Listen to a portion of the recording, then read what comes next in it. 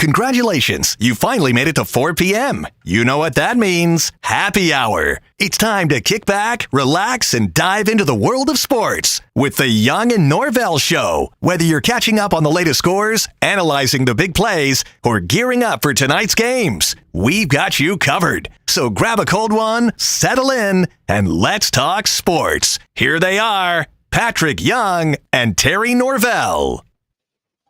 And just like that, we are off and running from the patio at Sliders Oyster Bar. Well, that means it is Thursday. Hi, everybody. Welcome to a Thursday edition of the Young and Norvelle Show. We're going to blast it at you for 2 solid hours until 6 o'clock. We have got a lot of stuff to discuss here in and around the world of sports, a lot of different sports topics we will get to. We hope to hear from Patrick Young a little bit later, depending on Pat's schedule. You know, he's a busy dude, man. PY is a busy dude, especially in the summertime with the PY Foundation. And a lot of stuff he's got going on. We hope to hear from Patrick as we go. We've got Ben Dobbins producing. We've got a lot of topics, and we have a wonderful menu. You know it by now. If you follow and watch and listen to this show, you know Thursdays have been our special Sliders Oyster Bar Day. We're down in Neptune Beach. I'll tell you one thing. It's a warm day. We've got the happy hour crowd rolling in here on the patio, inside at the indoor full-service bar. Of course, Johnny Pop. He's got a loaded oyster bar in there. And then the outside seating. It's a lot of fun here. So everybody is having a good time. It's a warm day. It's supposed to be warm in early to mid-July. But get a load of these cocktails. These there's nothing like kind of invented beach cocktails when you're at the beach. And we're about as I welcome Ben Dobbins, our producer. Ben, I could probably hit a 7-iron to the ocean where I'm at right now. That's how close we are. How you doing, Mr. Dobbins? Back there hitting all the buttons. Doing good. How about you? Not bad. Not bad. A little warm, but it's supposed to be warm. It's July. We'll be out of here, out of this warm weather. And before we know it, we'll be saying, man, you remember when the summer was around? Ben, I'm going to go over some of these special created cocktails created by the good folks here at Sliders Oyster Bar. And it's a warm time of year. It's a hot time of year. It's a beach time of year. It's a special beach cocktail time of the year. All right, Ben, let me throw some of these specialty drinks that they will serve to you at Sliders Oyster Bar. All right, beach body margarita. Well, that sounds like me, right? I mean, is there a drink that fits me better, right? Beach body margarita. Okay, hold that. Red Bull Tropical, they've got here at Sliders. Atlantic Breeze, the pain reliever. Ben, I'm not sure I believe that. A few of them that will relieve the pain. Yeah, you would think, or cause the pain. Anyway, this one sounds refreshing here at Sliders Oyster Bar. You can belly up to the bar or ask your server to deliver you. How about a couple of coconut crushers? Ooh, coconut crusher, pineapple slider, the good solid mojito, Remalicious loaded Bloody Mary, Stoli Mule, and how about cucumber citrus martini? How refreshing does that sound, Ben? A cucumber citrus martini. Of all those drinks, Ben, if you were sitting right here and I was buying around, what would you order, Ben Dobbins? I don't drink much, but I like coconut, so I'll probably go with the coconut. Very good choice. Coconut crusher. Margaritaville coconut tequila and a splash of pineapple juice served on the rocks and, of course, garnished with a pineapple slice. If that doesn't scream refreshing in the summertime, nothing does. Mr. Dobbins, how you doing, man? You look great. What's going on, man? How's your Thursday? Pretty good. Just basically did nothing until now. So always. Well, you woke up. First of all, let me correct you. You woke up and thought, how lucky am I? I get to produce the Young and Norvelle Show. That's what you did first. Yeah. All right. Well, we're glad to have you hitting all the buttons. We'll be here until 6 o'clock. Obviously, Safe Harbor Seafood is all over the menu here at Sliders Oyster Bar. They feature Safe Harbor Seafood. And by the way, speaking of the 7-iron that gets me this way to the ocean, if I hit a 3-wood and a pitching wedge, I'm at Safe Harbor Seafood right on the ocean, right where the seafood is at. And that seafood gets from those boats, those seafood boats that go out and get the seafood as fresh as possible. It gets to your plate that quick. You can't get it hardly any fresher than Sliders Oyster Bar. All right, Ben, we'll bring you in and out. We've got some topics. Let me set the show for everybody today. We're going to get into some Major League Baseball. You can't be away from Major League Baseball now. This is go time. We're sitting here on Thursday. There will be, I know there's at least one 4-game series that will start today. I think it's Tampa and Boston. The Red Sox and the Rays open up their final first half series Thursday, Friday, Saturday, Sunday. So that's a 4-game series. But most of your final series will start on Friday, tomorrow. So teams have either 4 or 3 games left before late Sunday evening. Everybody takes Sunday evening off. Major League Baseball schedules all your Sunday games are afternoon first pitch. They want to get everybody out. So, and Ben, I don't know if you know how this works. The All-Star game, Major League Baseball, is this coming Tuesday. The final game, all 30 teams will play their final game this Sunday. And again, nobody's going to play a night game. They're trying to maximize time. So this Sunday, when all the games are completed, if you are a member of the All-Star team, if you've been voted to the National or American League All-Star team or a manager appointee, you will make your way from your game with your team on Sunday.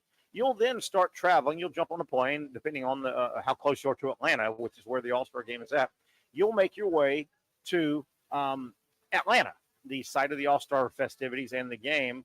And the game is Tuesday. The festivities are Monday. So if you're part of the teams, you got to get to Atlanta.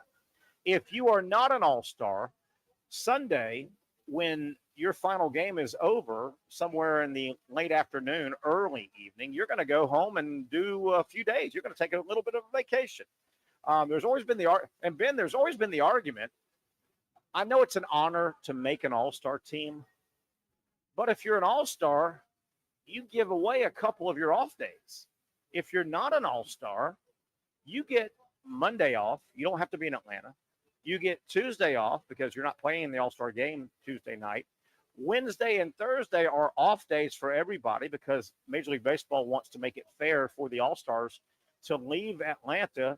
You don't want to punish those guys to get back with their home team.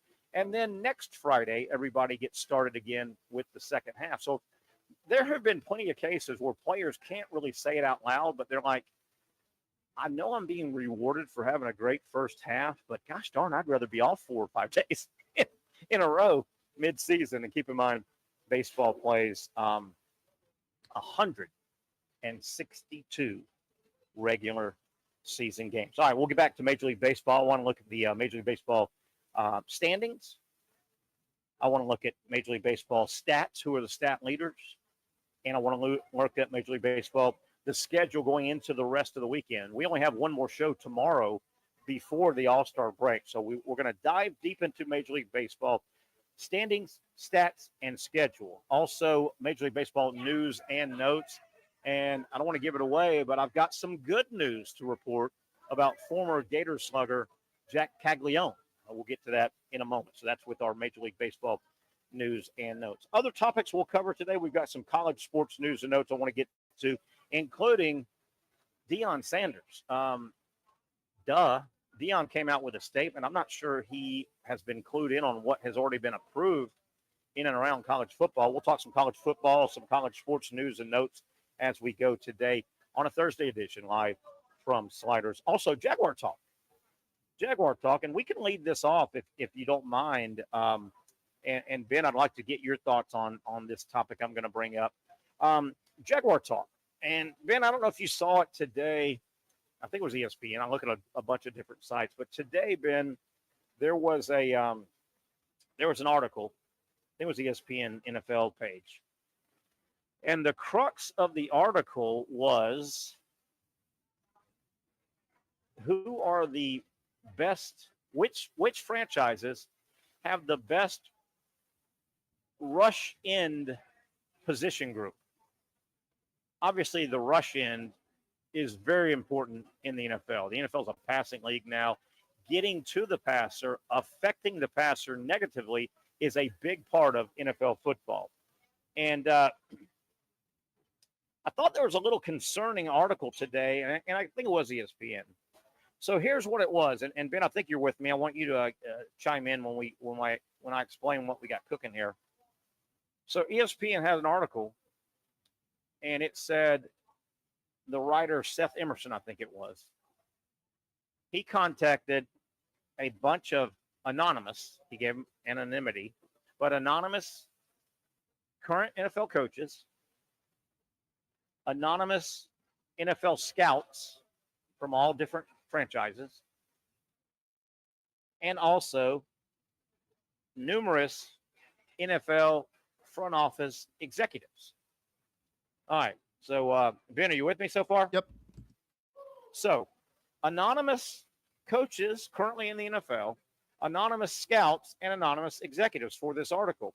And that should give you a pretty good slice, right? You would think these guys, and I guess most of them are guys, maybe a woman or two, they probably know the personnel pretty well. And you would think this takes out bias a little bit.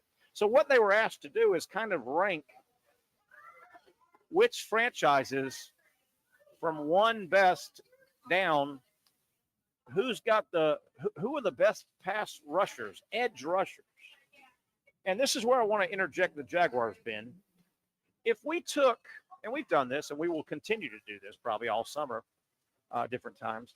If you took the Jaguars' current roster as position groups, and Ben, you know what I mean by that? There's like 7 position groups on a football team.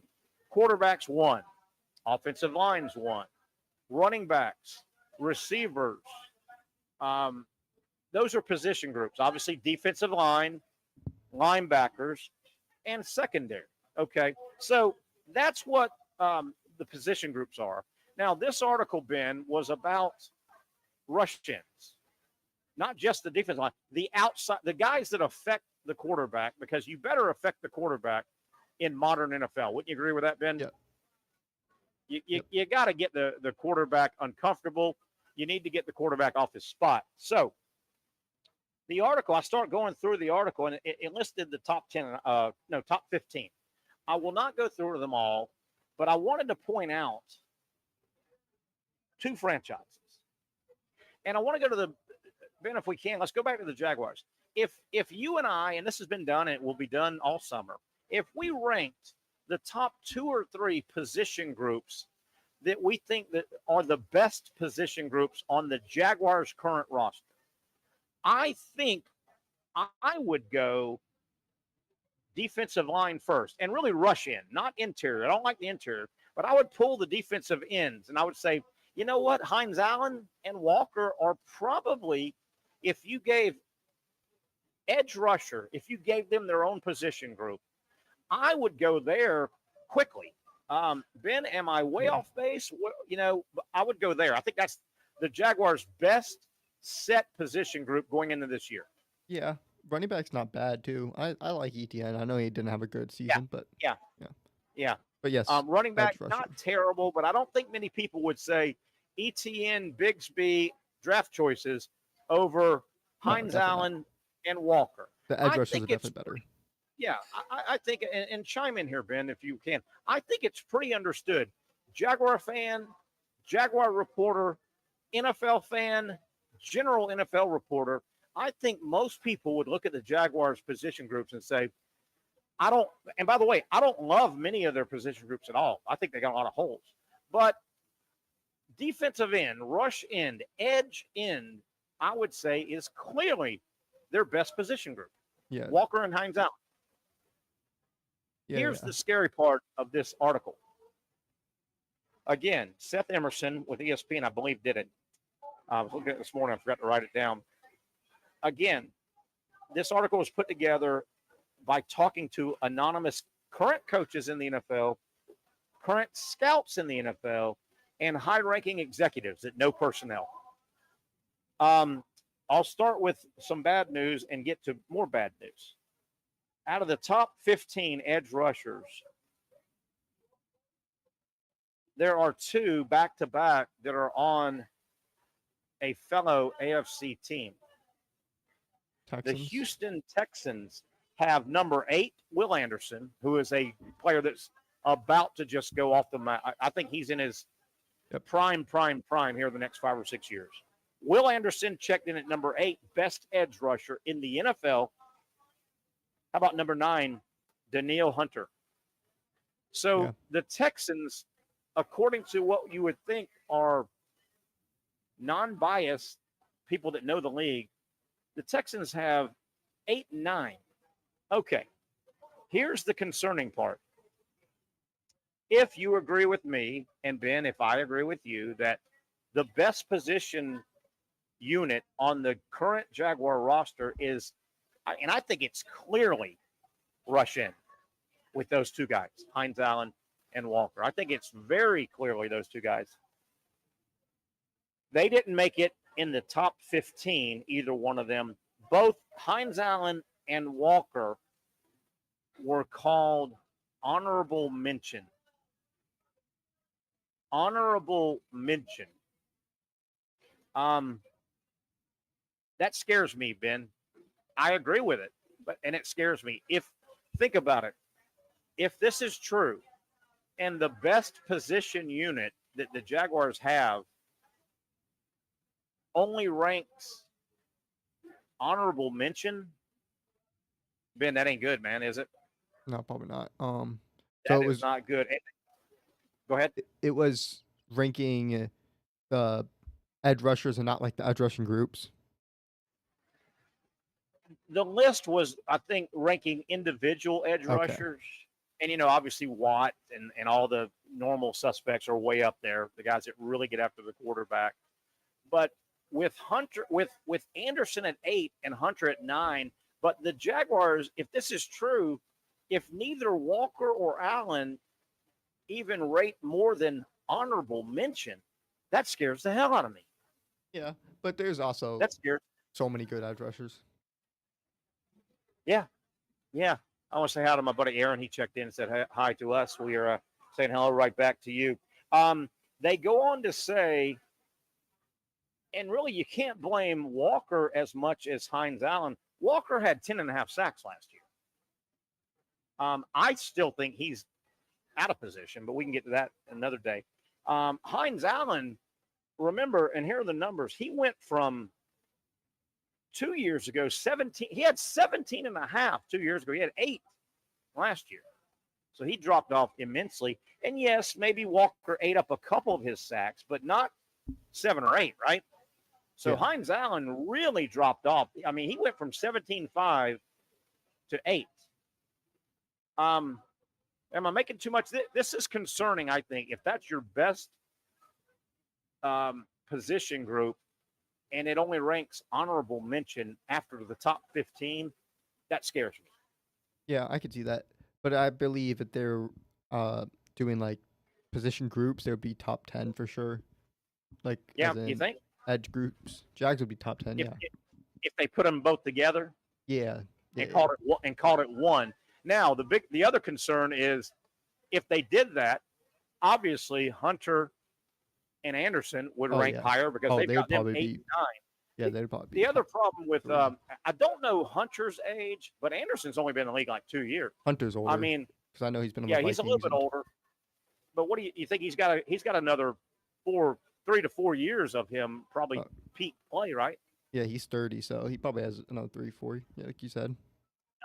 And that concern is, unless somehow they are not playing for the Texans, the Jaguars and the rest of the AFC South, but the Jaguars are going to have to wrestle Will Anderson and Danielle Hunter for at least 4 or 5 more years, right?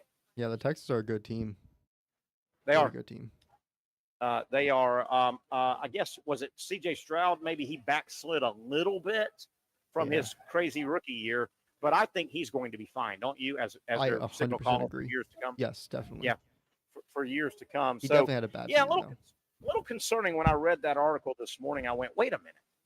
So if that's the case, if this article, and I like the fact that it was anonymous, neutral members chiming in, if they think the best position rush in for the Jaguars is only rating honorable mention compared to the rest of the league, that ain't good. That is not good. All right, we can stay on that topic a little bit longer. as we go. We got 2 full hours. LSU had a big hit today in college football, a good hit. We'll talk about that as we move along. Also, switching to NBA. Gosh, good news for the champion Oklahoma City Thunder. Boy, they have really stocked their roster. It looks like Oklahoma City is going to be a team to really reckon with for a while. We'll talk about why I feel that way. College sports news and notes, Major League Baseball standings, stats, schedules, news, and notes. A bunch to come as we just kick off our Thursday edition of the Young and Norvelle Show. Of course, if it's Thursday, we're on the patio at Sliders Oyster Bar. Back after this quick timeout on Action Sports Jacks. At Southeast Orthopedic Specialists, we know pain and injuries can stop you from doing what you love. This is why our board-certified orthopedic specialists offer the latest in both non-surgical and surgical treatment options and create a treatment plan tailored to your unique lifestyle and goals. So, whether it is a sports injury or that nagging pain that's keeping you from doing what you love, our team has the right treatment for you. For more information or to schedule an appointment online, visit our website. You really got to hand it to him. Hold on. The previous play is under further review.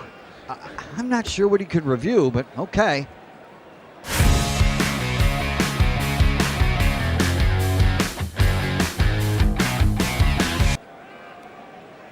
Sure has been a while. Dynamic Hurricane Grill and Wings for the football season. Well, there he is. Oh, what is that?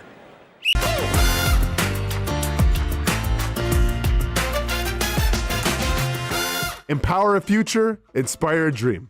It's a bold but simple mission for the Jacksonville Police Athletic League known as Jax PAL. Help the next generation of kids in Jacksonville shape a brighter future. Their after-school programs, teenage leadership programs. There's community outreach. It's been just an awesome opportunity to be out here with my colleagues and do something good for the community. It's really been an interesting opportunity to just see everybody work together in a way that we don't normally in the office. And there's sports.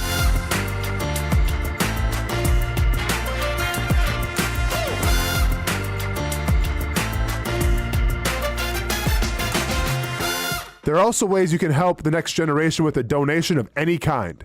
Just visit jaxpal.org to get more information. Empower a future, inspire a dream with Jax PAL.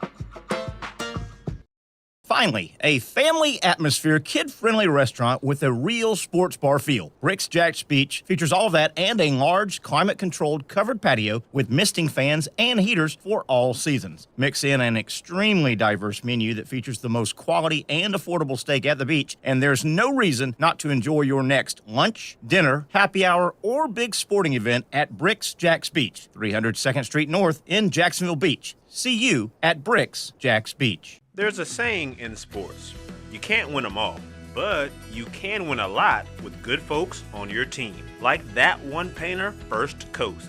It's tough to beat the sun in Florida, so your home fades. It's tough to beat that HOA when they come calling. Beat the sun, beat the HOA with that one painter, First Coast. And it's a good time to do it. Less rain to work around and painting in mild temperatures is perfect. After all, the paint bonds to the surface so much better. Give that one painter First Coast a call at 904-417-3557 or look them up at first-coast.thatonepainter.com. Fast estimate, guidance on color and HOA requirements, and the highest quality job you'll find anywhere. Be a big winner in your neighborhood with that one painter First Coast on your team.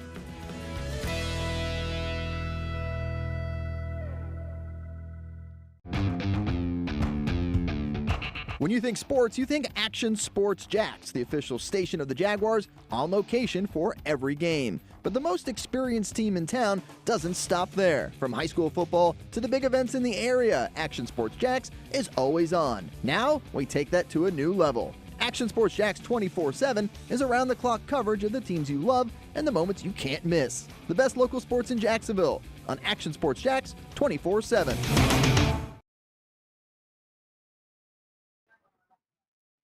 All right, we just went over the wonderful, wonderful cocktail menu here. Handcrafted, beach-themed cocktails served all the time here at Sliders Oyster Bar. We're set up in Neptune Beach. You know where it's at now.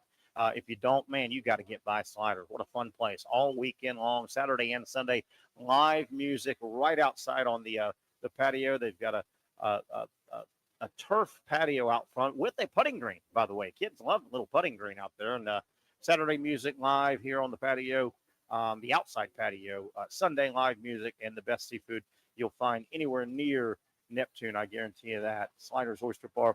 Real quick, we talk about all the great seafood. They bring in the Safe Harbor seafood here at Sliders Oyster Bar, Neptune Beach. Maybe a part of your group, maybe one or two people, they're not looking to dine on seafood that particular night. Maybe they had it the night before.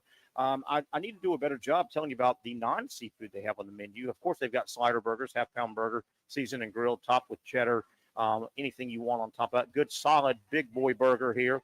Quesadillas, you can get shrimp quesadillas, of course, or chicken quesadillas. So they've got some non-seafood stuff on the menu in case somebody in your party on a particular evening, a particular lunch, maybe they had seafood the night before, but they can cover you here with a wonderful menu, of course, with incredible seafood, compliments of Safe Harbor Seafood. And as always, if they're open, the Oyster Bar is open here. Peel and eat Mayport shrimp, steamed clams, oysters Rockefeller, Oysters Casino, on and on and on.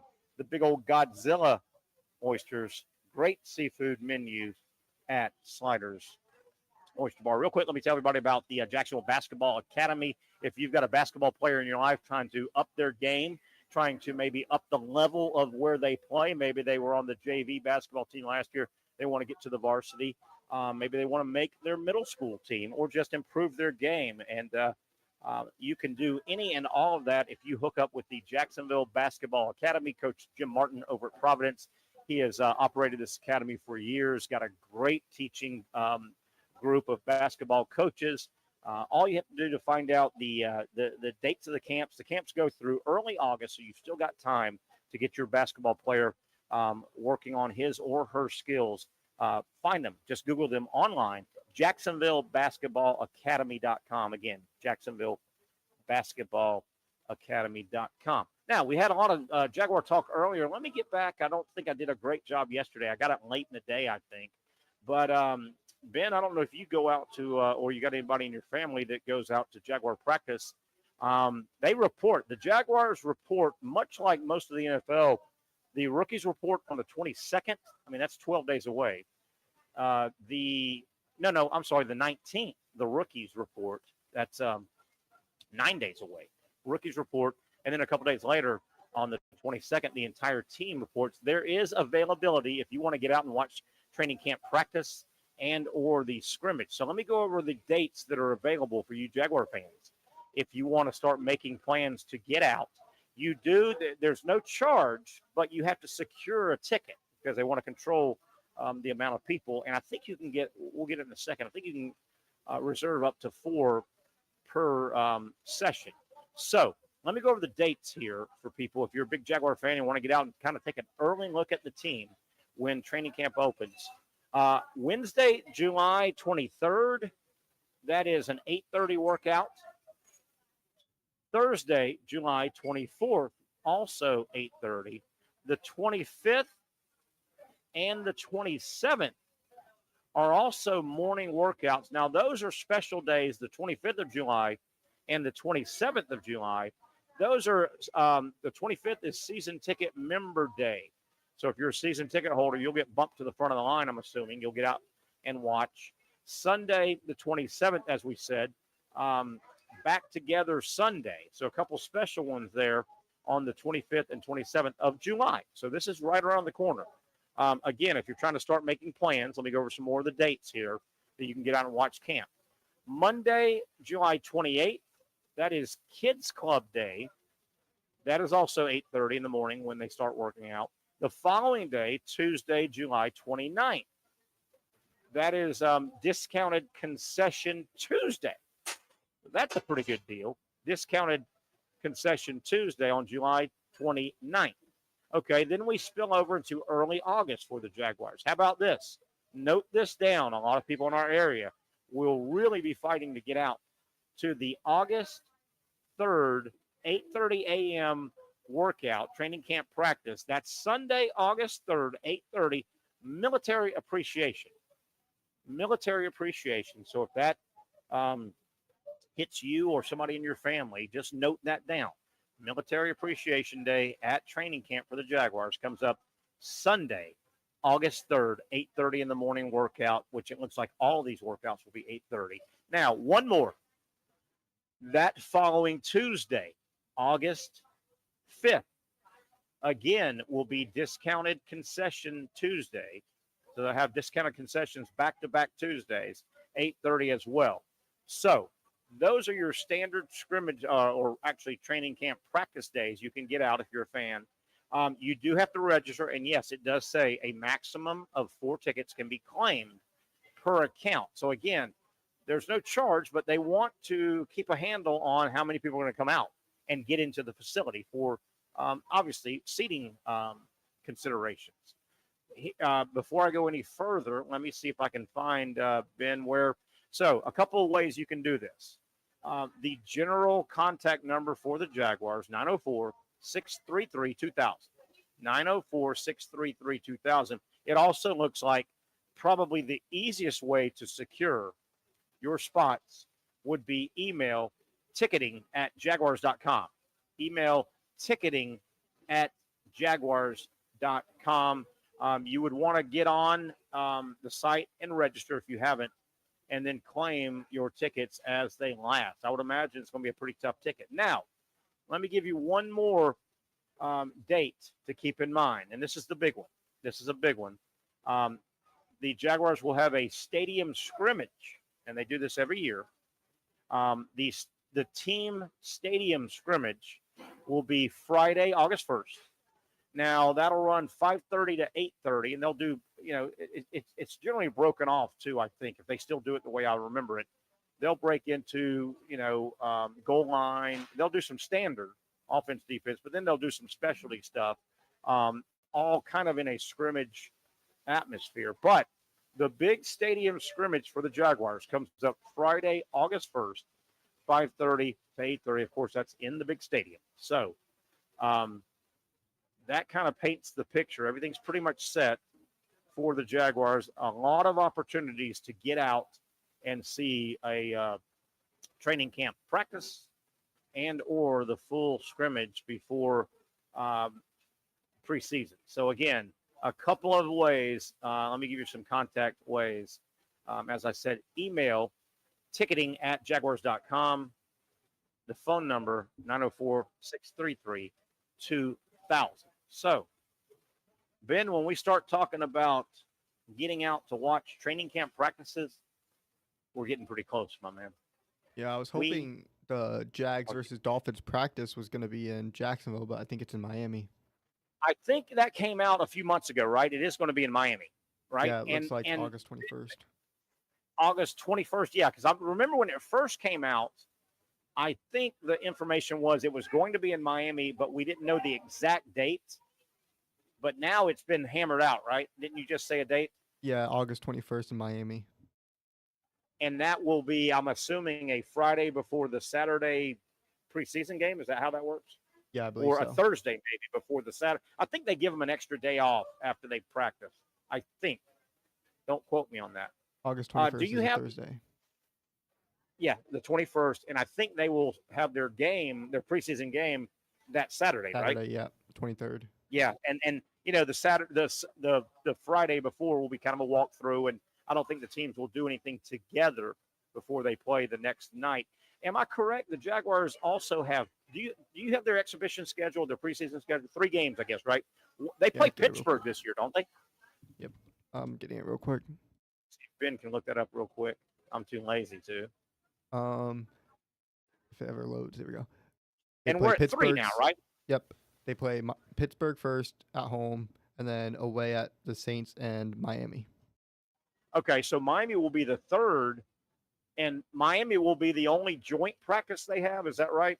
I believe so. I just saw a thing on it, but it had every single team, and I didn't see the Jags anywhere else. But I could have. So go over it again. The Jaguars will open up their preseason against an opponent, Pittsburgh, on August 9th. Did I hear you say? Walk through the 3 games again. Pittsburgh August 9th at home, and then in New Orleans August 17th, and in Miami August 23rd. Okay. And then everybody has about 2 weeks off, right? Because the NFL starts Labor Day after Labor Day, right? The college guys always start first. So everybody. It is kind of weird that everybody takes a couple of weeks off in the NFL. Did you ever notice that? Yeah, it's Final like 1 preseason, week, and it's they like take. it's like the cut week, and it's always so boring that whole week. It's so awkward. It is awkward. I'm glad college is not like that. Now, college doesn't have preseason games. They have camp, but at least college, when the camp ends, you're at the end of August, and that's the first week, really, the first big week going into Labor Day. The NFL waits until after Labor Day, right?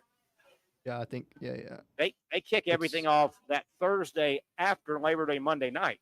September 7th is when they start. Yeah, definitely. So that's a look at the Jaguars preseason coming up. It is basically upon us now. And that schedule kind of is true with a day or two wiggle room. That NFL schedule starting, August 9th? Game 1, preseason, Game 2, Game 3. That's pretty standard. It may be, because some games will be Friday night, some games will be Saturday. Yep. But that holds pretty true for whoever your favorite team is. Well, you got the Hall of Fame game too. Say that again? You got the Hall of Fame game this month.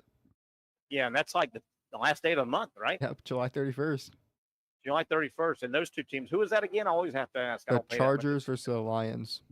Chargers, Lions, and they will get hell. They're probably about to start practice right now. They get early because they play a preseason game way ahead of everybody. Yeah, but you only watch like the first half, and then you stop because it's basically unwatchable, and which is, I think one of the reasons. They have 3 preseason games in the NFL. It's almost understood they're about to go to 2, right? Because they're going to add another regular season game. But boy, you're right. The NFL, and we fall for it every year. We all know how bad the preseason games are. They're not really games, but we get excited, even though we know we're going to be disappointed about 2.5 minutes into the game. But we haven't seen football on the screen for so long.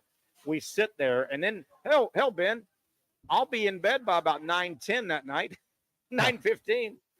It's unwatchable. Yeah, it is. And the first half is barely watchable. Not to disparage, Ben, anybody trying to make a living at a profession, but after the first drive of these preseason games, you're pretty much watching guys that will be selling you phones at T-Mobile or delivering your Amazon package. And I'm not being disparaging, but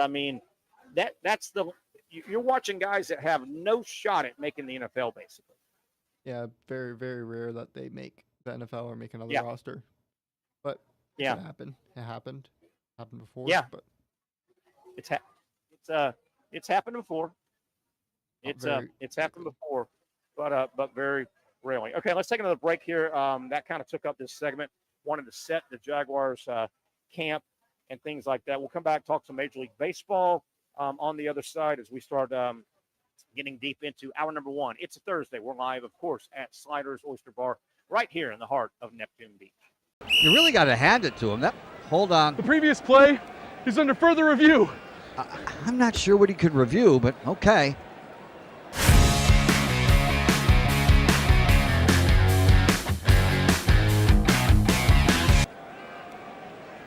Sure has been a while.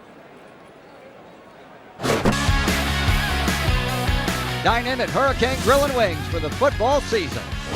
Well, there he is. Oh, what is that? At Southeast Orthopedic Specialists, we know pain and injuries can stop you from doing what you love. This is why our board-certified orthopedic specialists offer the latest in both non-surgical and surgical treatment options and create a treatment plan tailored to your unique lifestyle and goals. So, whether it is a sports injury or that nagging pain that's keeping you from doing what you love, our team has the right treatment for you. For more information or to schedule an appointment online, visit our website. Most of us know how to throw.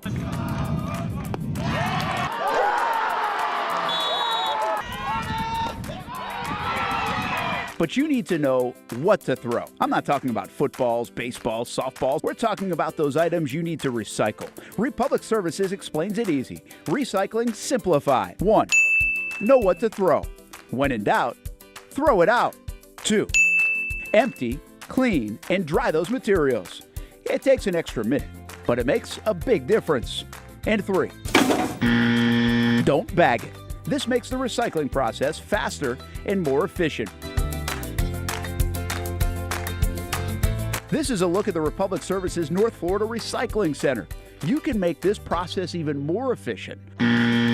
By utilizing those 3 steps, Republic Services can help you become a better recycler in your home. Learn more at recyclingsimplified.com. Finally, a family atmosphere, kid-friendly restaurant with a real sports bar feel. Rick's Jack's Beach features all of that and a large, climate-controlled covered patio with misting fans and heaters for all seasons. Mix in an extremely diverse menu that features the most quality and affordable steak at the beach, and there's no reason not to enjoy your next lunch, dinner, happy hour, or big sporting event at Rick's Jack's Beach, 300 2nd Street North in Jacksonville Beach. See you at Bricks Jack's Beach. Baker's Sports. It's a hometown business filled with hometown people trying to make you feel right at home. Chris Conley, Jacksonville University. Walker Wright, class of 2018, West Nassau High School. Michael Young, Fletcher High School. Baker's Sports started in a grassroots way and now outfits much of the Southeast. Will Olive, Mandarin High School. Go Stangs. High school sports, travel sports, youth sports of all kinds. They are a one-stop shop carrying Nike, Adidas, Under Armour brands, and more. Vincent Caldes, Oak Leaf High School. Tony Mazzio, Sandwood High School, class of 2002. Samuel Coffrin, Paxton School for Advanced Studies. Whether it's sports teams on the field or it's your team in the workplace, like our Action Sports Shacks team, and community events like the Dream 18 Golf Tournament, and many others. Cole Tilley, Hilliard High School. Reagan Webb, Eagles View Academy. Look good, feel good, play good with Baker Sports. Custom sports apparel since 1997. Shop with the hometown team at bakersport.com. The rhythm of my heart is beating like a drum, with We Are Martyr rolling off our tongues. Never will we roam, for we know our place is down. Where the ocean meets the skies, we be sailing. Where the ocean meets the skies, we be sailing.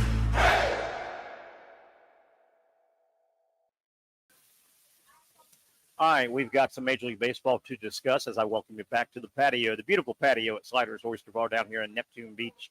Boy, I spend a lot of time down here. Drive during the driving months of the year, but boy, I ride my beach cruiser down here. Well, Sebastian and I, we come down here all the time. Fun place.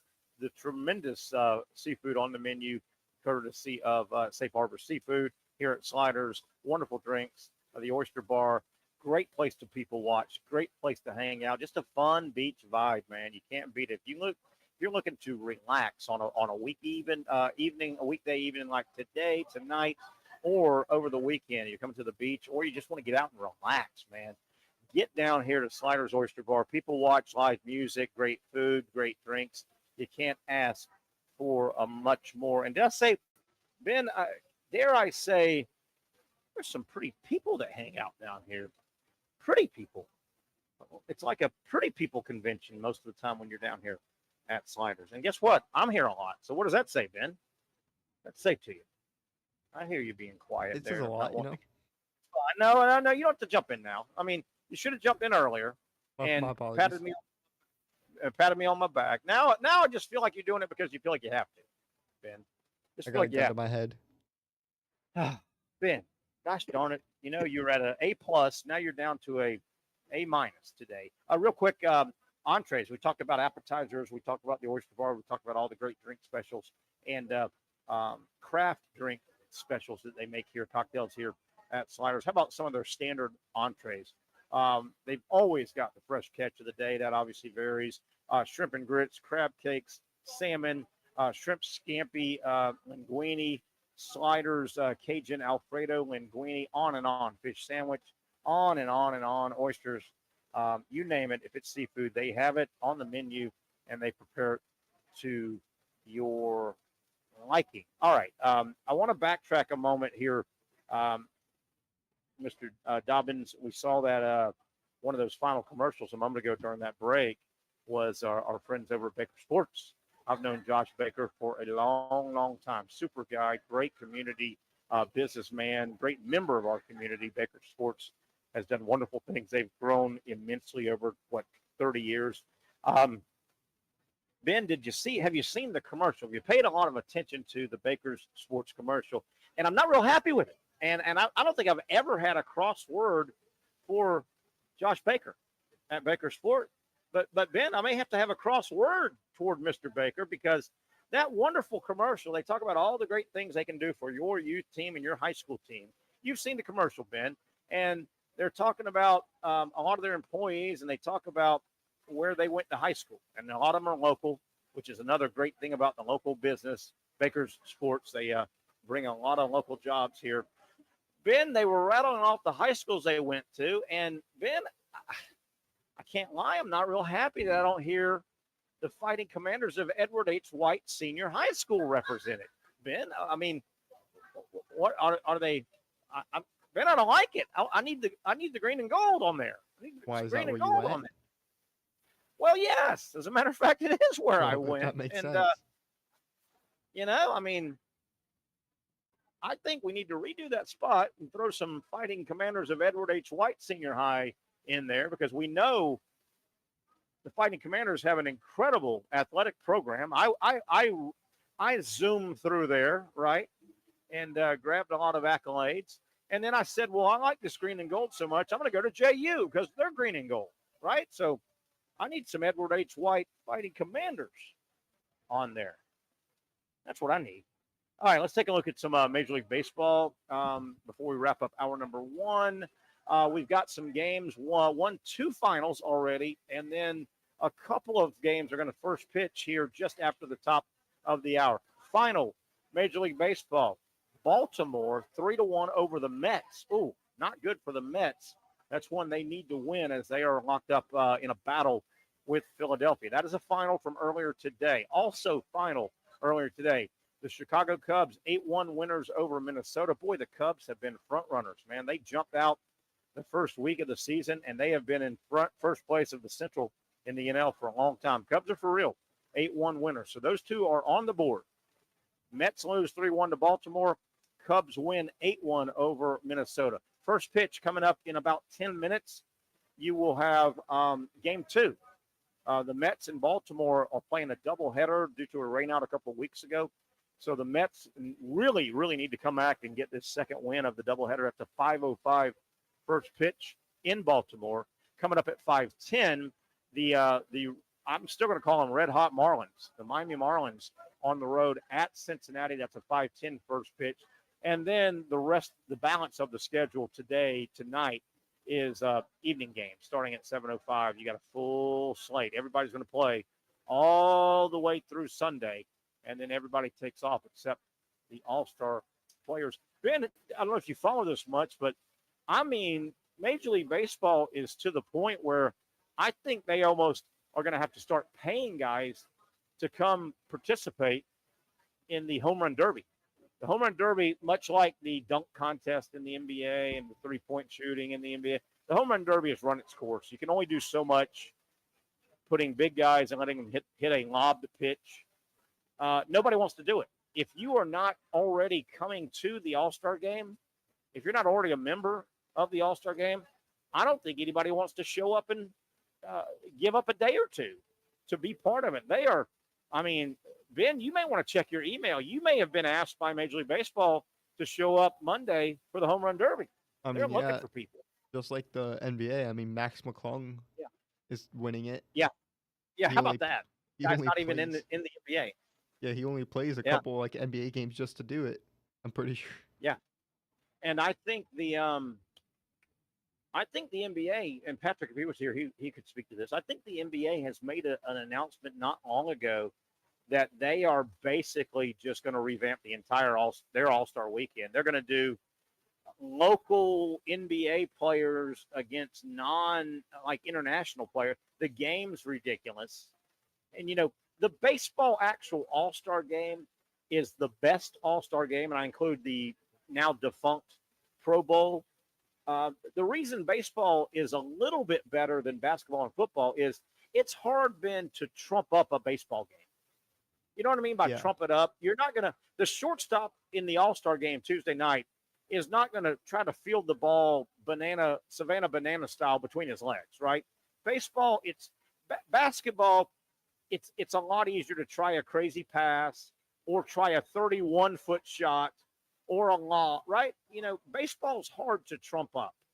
You know, the pitcher in the All-Star game is probably not going to throw an ephus pitch. You know what an ephus pitch is? Kind of lob it up high and almost like a softball pitch. Yep. A slow or pitch. T-ball. So the baseball game in baseball is good, but the home run derby's run its course. Just like, you know, the dunk contest in the NBA, you can only do so much dunking a basketball, right? And it ran its course. Wouldn't you agree with that? Just ran its course. Yeah, and like we said, big names aren't doing it, so no one's really going to watch it because LeBron's not out there dunking. Yeah, he's not out there dunking. It's just it doesn't have the panache it had, especially in the 80s, 90s. The dunk contest was big, and it was still novel. They had it for a long time, but I mean, you had literally the best dunkers in the world were in the NBA. You know, the Michael Jordans, the Clyde Drexlers, the Dominique Wilkins, and it was something. Now, and frankly, Ben, we had a topic. Pat and I had a topic about this a couple weeks ago. Frankly, the deep, long three-point shot in the NBA and in basketball in general, I think it has now superseded the dunk. The dunk used to be, man, I want to watch the highlights of the dunks. Who had dunks last night? Who had highlight dunks? Well, now you want to see, gosh, did you see the 4 shots Steph Curry made from 27 feet out? It was ridiculous. The dunk has been replaced by the three-point shot, I think. I think that's another reason why. Go ahead, Ben. Say that again. Someone would have to do a crazy dunk for it to go viral and stuff like that for people to actually notice. They just don't register anymore. And without using props, I think all the dunks have been done, haven't they?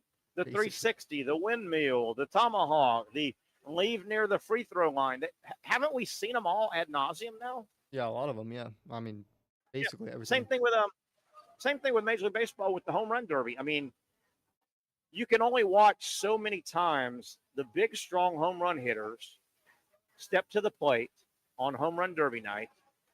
By the way, they bring their own pitcher with them. They have the right to bring their own little practice pitcher.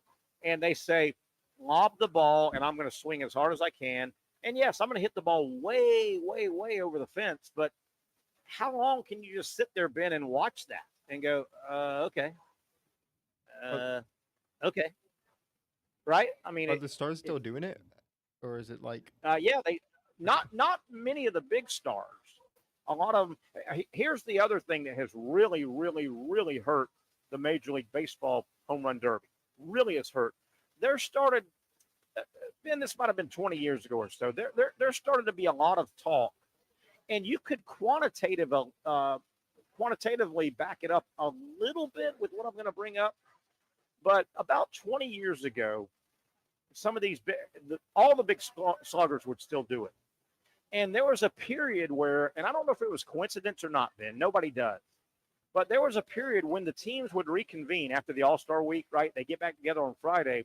A lot of your big sluggers, when the season restarted, they would scuffle with just hitting the ball.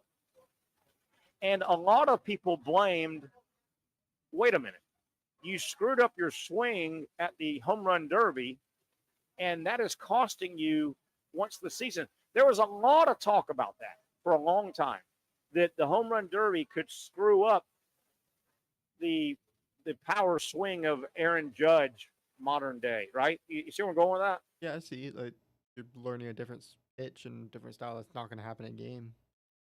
Yeah. I mean, you're almost in the home run derby, the big, strong home run hitters, it's almost like they're stepping to the plate and hitting slow pitch softball. Yeah. And obviously they are greatly trying to elevate the ball. because you're trying to hit a home run here, right? Yep. I mean, you've got to get it over the fence. So the theory was, well, wait a minute. A lot of these guys are playing in the home run derby, and then their first 2 or 3 weeks back with their team in Major League Baseball, they're struggling. Maybe that derby is fouling up their swing.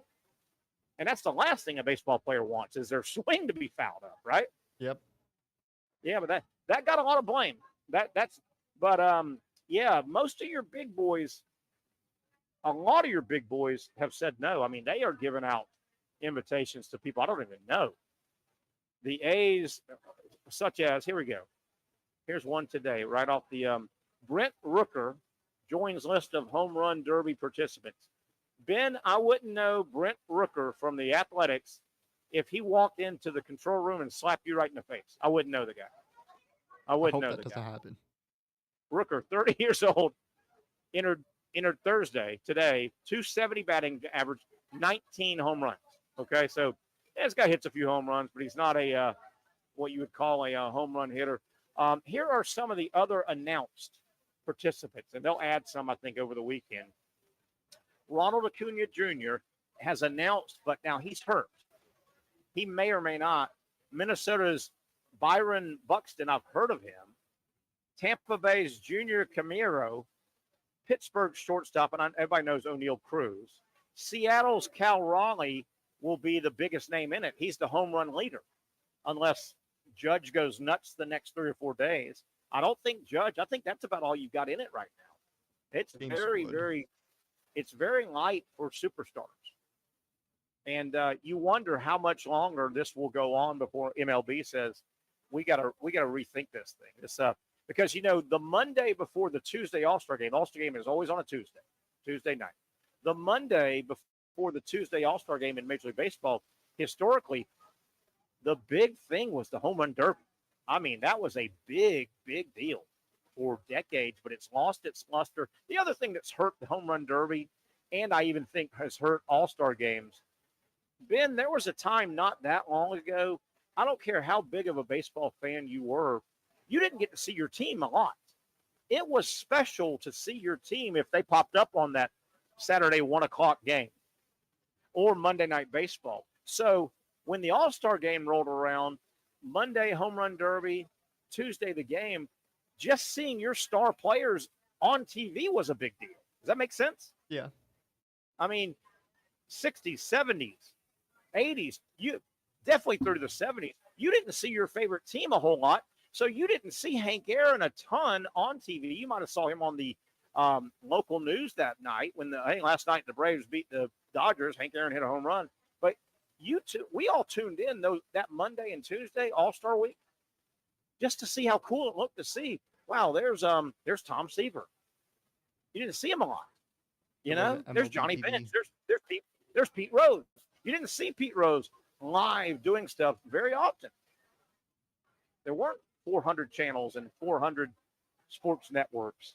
But, going back, wrapping this up before the top of the hour, I think the home run derby probably is on its last leg.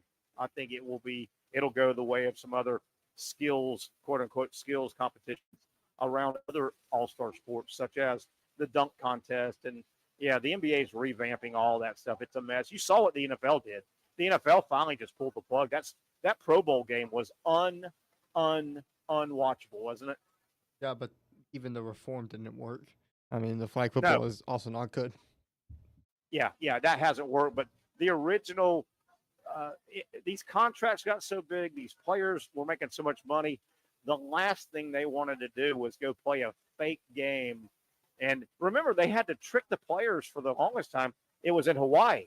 Well, now players can vacation in Europe in a drop of a hat. They don't need the NFL to fly your family over to Hawaii. Yeah, it's the NFL Pro Bowl game. That thank God that's gone. It just ran its course.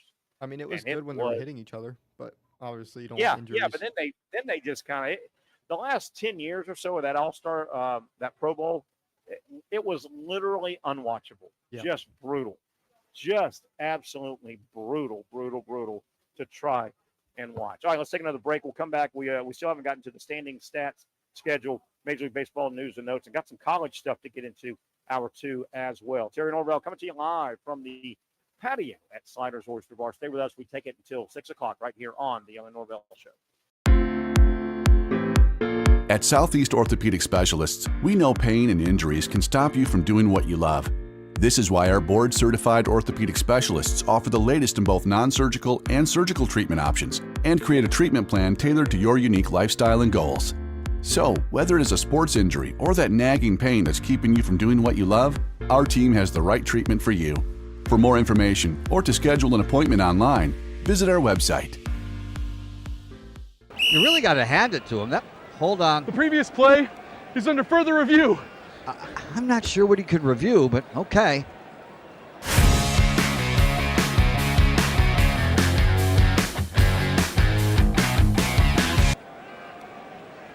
Sure has been a while.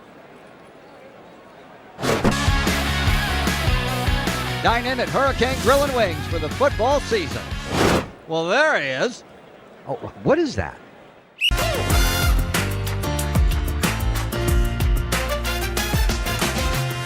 Empower a future, inspire a dream. It's a bold but simple mission for the Jacksonville Police Athletic League known as Jax PAL. Help the next generation of kids in Jacksonville shape a brighter future. Their after-school programs, teenage leadership programs. There's community outreach. This has been just an awesome opportunity to be out here with my colleagues and do something good for the community. It's really been an interesting opportunity to just see everybody work together in a way that we don't normally in the office. And there's sports.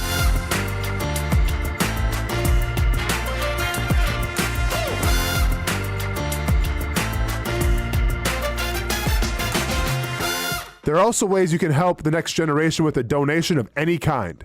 Just visit jaxpal.org to get more information. Empower a future, inspire a dream with Jax PAL.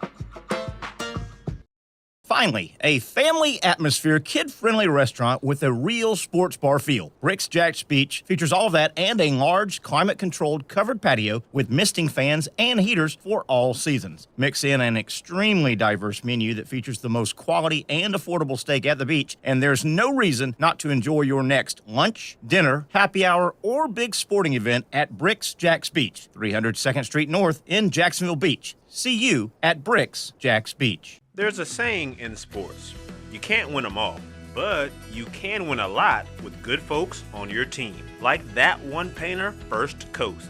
It's tough to beat the sun in Florida, so your home fades. It's tough to beat that HOA when they come calling. Beat the sun, beat the HOA with that one painter, First Coast. And it's a good time to do it. Less rain to work around and painting in mild temperatures is perfect. After all, the paint bonds to the surface so much better. Give that one painter First Coast a call at 904-417-3557 or look them up at first-coast.thatonepainter.com.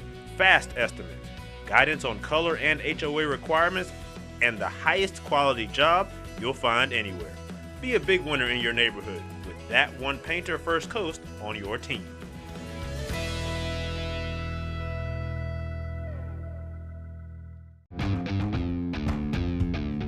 When you think sports, you think Action Sports Jacks, the official station of the Jaguars, on location for every game. But the most experienced team in town doesn't stop there. From high school football to the big events in the area, Action Sports Jacks is always on. Now, we take that to a new level. Action Sports Jacks 24/7 is around-the-clock coverage of the teams you love and the moments you can't miss. The best local sports in Jacksonville on Action Sports Jacks 24/7. All right, let's catch you guys up on the biggest story in sports today. Happened a few hours ago. We're going to get to Major League Baseball talk. As promised, here we welcome you back to the Young and Norvelle Show, live from the patio at Sliders Oyster Bar. The happy hour crew rolling in out here where I'm out on the patio. Fans everywhere. We're underneath shade, obviously. Inside the bar, full-service beverage bar filling up. And, of course, the Oyster Bar rocking and rolling with all the specials going on. They've normally got that dozen oysters for $12 special. Great specials, great seafood here at Sliders Oyster Bar. Ben, huge upset. Women's tennis at Wimbledon, the semifinal match, one of the two semifinal matches. The number one seed is out, Ben, out here. Let me get back to this page here. Sabalenka, number 1 in the world, upset in the semifinals by the 13th seeded. Is that right? Anisimova, 13th. Yeah, I know. Wow, she knocks off the number 1 seed. And I haven't followed it really, really close, but I do know it appears this has been a very upset-laden on both sides, men's and women's, upset-laden Wimbledon season, or tournament, I should say. A lot of upsets. So the number 1 seed is gone on the women's side, does not make it. Sabalenka out at Wimbledon, does not make the finals. And what do we say? The finals will be on Saturday for the women, as always. And then the men will have their semifinals tomorrow. Yep. And At then 8 their a.m. finals will always obviously be breakfast with Wimbledon on the Sunday. So Wimbledon, sometime, I don't know about you, Ben, I want to hear your thought. And I don't know if you pay enough attention. I don't pay a ton of attention to professional tennis anymore. Used to a lot. But some seasons when Wimbledon rolls around, and the same with the U.S. Open. The U.S. Open is always in and around Labor Day. So it's coming up. But sometimes it feels like Wimbledon, to me, lasts about 2 months. This year, it flew by to me. I can't believe this is the final weekend. It's gone. Yeah, it did go by pretty quick. Did it go by quick to you? Yeah, June 23rd is when it started, but it did not feel like Yeah. that. No, not at all. To me, I looked up and I go, damn, this is the final weekend.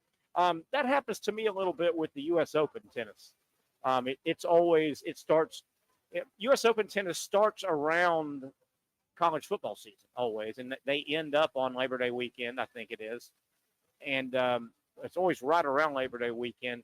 But my issue with U.S. Open tennis is I am so geeked about college football at the same time that there's times I go, gosh, get this U.S. Open tennis, get it out of here. Get it out of here, you know? Yeah. And for years, when CBS had the SEC college football package, CBS, their first national game of the year, and this happened for years on CBS, and they were the SEC, their first game would be like the 3rd Saturday in September because CBS also carries the U.S. Open tennis. So U.S. Open gets started, like I said, around Labor Day, and it lasts a couple of weeks. And many, many years, I was like, man, I respect the U.S. Open tennis. It's a big deal, but I sure would love to see 2 more weekends of CBS SEC football. Yeah. I'll tell you another thing, Ben, for the longest time, and this schedule has changed because of expansion, for the longest time, Florida and Tennessee would play their first conference game of the year in the SEC against each other, and it would be that 3rd Saturday. That would be the first CBS game of the 3:30 big game, but it wouldn't come because CBS didn't do any football until the 3rd Saturday because they were tied up with U.S. Open. Yeah. U.S. Open. Interesting. And some people may say, why in the world would you why would the U.S. Open get in the way of football? U.S. Open is one of those sports, tennis and golf. They the high-end advertisers love tennis and golf because tennis and golf attract a higher income viewer for the most part. Does that make sense? If you're selling BMWs, well, it's no coincidence that you pop up on the Masters or you pop up on Wimbledon, right? If you're selling American Express cards, right? American Express has been a long time sponsor of U.S. Open tennis. Well, they're looking for the higher. So that's one of the reasons why CBS would start their football broadcast a little bit later. They got a bunch of football weekends, and they're like, man, this U.S. Open tennis is valuable from an advertiser standpoint. And that's where they make their money. And the golf fan and the tennis fan generally are a higher income fan economically. So there you go, Ben. Take that with you tonight if you go to trivia. I will. Ben, it feels like you're running out of gas back there. Why? You all right? You sound like you're like the gas tank is getting a little low. I'm the one outside in the heat. Are you okay? Was I not talking close enough to the mic? There we go. There we go. There we go. My apologies. There's that beautiful voice. All right, so huge upset earlier today at Wimbledon, the number 1 seed on the women's side. Sabalenka is out. So, all right, let's get to some baseball. I keep talking about baseball. We talked about some of the scores. We've got 2 finals and a couple of first pitches just about right now. Let's take a look. We've only got one more show before we break, and won't be back until after the All-Star game, which is Tuesday. The final regular season games are Sunday. So let's take a look here. Major League Baseball, where are the standings? Where are some of the stat leaders and the rest of the schedule between now and Sunday? All right. The big news really in baseball the last week or so comes from the American League East, where the Yankees have really, now they're on a 3-game winning streak, but boy, the Yankees have kicked it around pretty bad the last month or so. The Yankees now in second place. Toronto, the Blue Jays lead the Yankees by 2.5 games. The Rays are 4 back. And don't look now, but Boston on a 6-game winning streak. The Red Sox have kind of played their way back into contention, not only for the division, but for the one of the wild card spots. So, and didn't we say, let me go back here. I think one of the early games, let me take a quick peek here, folks. No. That was the Mets playing earlier today, not the Yankees. So, back to the standing. AL East, the Blue Jays have made the big run. They lost last night. That snapped a 10-game winning streak. So the Blue Jays have been playing great ball. They're 2.5 up on the Yankees. And remember now, the Yankees have been in first place most of the first half of the season. Detroit has been off and running since the opening pitch. The Tigers, some people are calling them the best team in baseball. I think they have the most wins. They're 59-35 in the American League Central. The Detroit Tigers lead over the second-place Kansas City Royals 13 games. And it's been that way the whole year. The Tigers have hit the ground running. They've had a great first half. Staying with the American League in the West, even though they've had as many, maybe more injuries than anybody in baseball, somehow the Houston Astros keep it together. Astros 55-38. They are on a 3-game losing streak, but they have been good. Astros started a little slow. The Mariners had the lead in that division early in the first half, but the Astros now lead the Mariners by 6.5. The Mariners, though, are very, very much in contention, it looks like, in the second half for the wild card, or one of the wild cards, if the Mariners cannot catch the Astros. All right, that brings us to the National League. Let's bump around the National League. The NL East has really been a 2-team race the whole first half. It looks like that's going to be the way it's going to be in the second half. Currently, right now, Philadelphia, the Phillies, have a 1-game lead over the Mets. The Mets have not been playing great baseball the last 3 weeks or so. The Mets are 1 game behind the Phillies in the East. The Marlins are in third place, not the Braves. The Marlins sit but they're 11 games back, but they are in contention for the wild card. The Marlins have won a lot of baseball games recently. They've been hot. The Braves are sitting at 4th place in the AL East. Their season is basically over in terms of trying to make postseason. The Braves are 13 games behind first place, and we'll see in a moment. They are a long way out of the third and final wild card spot. The concerning thing, and Ben, I don't know if you're a Braves fan, here's how bad of a season it's been for the Braves. Atlanta's record right now going into tonight's game, 40 wins, 51 losses. So they're 11 games upside down. They're 11 games below 500. They're in 4th place. There's only 5 teams in the division. In 5th place, Ben, the Washington Nationals. They just fired their coach a couple of days ago. They are 38-54, meaning the Nationals have only lost 2 more games than the Braves, and the Nationals just fired their coach. Wow. Tough first half for the Braves. Let's continue here, kind of setting the scene. We've got one more day before the All-Star break, one more show day for us. So I want to set the scene. American League Central, Cubs have been a lot like Detroit. The Cubs have hit the ground opening week. The Cubs jumped in first place, and they have been pretty good front runners. Milwaukee has made a run at them, though. Milwaukee has won 4 in a row. The Cubs lead the Central by 2 games over Milwaukee. So Milwaukee's not going to go away. Certainly they'll be in the middle with 53 wins. They're going to be in the middle of the wild card run, it looks like, for the duration. St. Louis, 6 back. It's hard to take them serious. They creep up a little bit, and then they go back. The American League West, which most people think is the best division in baseball, here's how it breaks out. The Dodgers, my goodness, Ben, I was just saying 2 weeks ago, the hottest team in baseball was the Dodgers. They were beating up on good teams. Don't look now. Baseball can happen fast. They play so many games. The Dodgers still in first place by 5 games, but they're on a 6-game losing streak.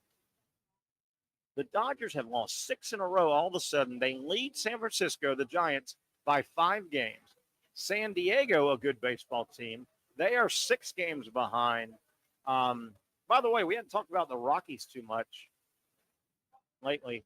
21-72. They're playing .226 baseball, so they've picked it up a little bit to have the Rockies. So that's a look at your standings with Major League Baseball. Some real surprises, some front runners.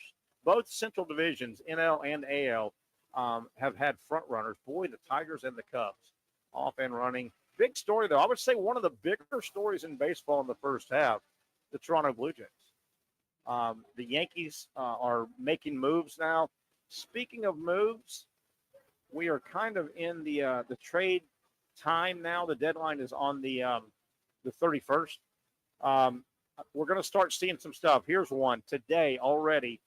The Orioles trade a reliever to the Rays. So that tells you the Rays, obviously they're in first place, they think they may have a special season going. A move that was made today. And again, the trade deadline is over the 31st.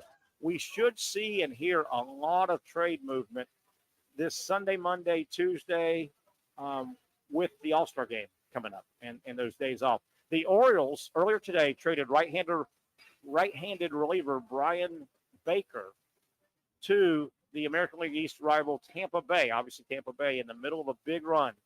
This happened earlier today. In exchange, the Orioles get the 37th overall pick in this year's draft coming up on 3 days from now is the MLB draft. This reliever, Brian Baker, he's a setup guy. So they think he's going to come in and set up their closer. And he's had a pretty good season. Let me see if I can find some numbers as the Rays trying to solidify their bullpen a little bit more as they'll need it going down the second half. Let me see if I can find. This guy had pretty good numbers, if I remember scanning. Here we go. Baker, a solid part of the pin out of Baltimore. Now he's with Tampa Bay. He had has a 3.52 ERA. He has struck out 49 batters in 38 and a third innings. He is a setup man, so the Rays think that will help them, I guess, close out some games. So the first of many, many, many baseball moves that we should expect over the next week and all the way through the end of July. I say the All-Star game because keep in mind, just about everybody that is anybody in Major League Baseball will be in Atlanta for the All-Star game. And you'll have all the executives. You'll have a bunch of probably the owners and general managers and front office people, and that's how and when a lot of your deals get struck. I'm sure there's been a lot of phone calls already saying, hey, man, let's meet up in Atlanta on Saturday. Let's meet up in Atlanta on Sunday whenever you get in. Monday after the festivities, let's talk about some players. So there you have it. All right, let's take a break. We'll come back. I want to look at some stat leaders. Who's having a big first half, hitting the baseball, pitching the baseball. Major League Baseball stats coming up as we are starting to wrap up hour number 2, the Young and Norvelle Show. Coming to you live, of course. It's Thursday. That means we are at Sliders Oyster Bar. You really got to hand it to him. Hold on. The previous play is under further review. I'm not sure what he could review, but okay.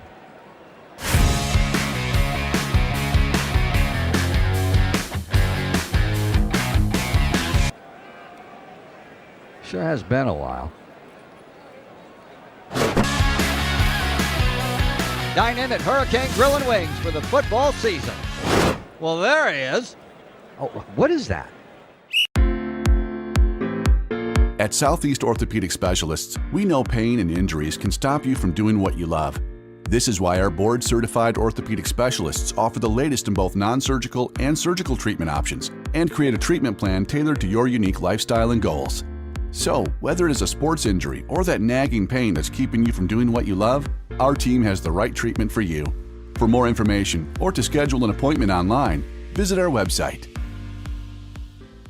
Most of us know how to throw.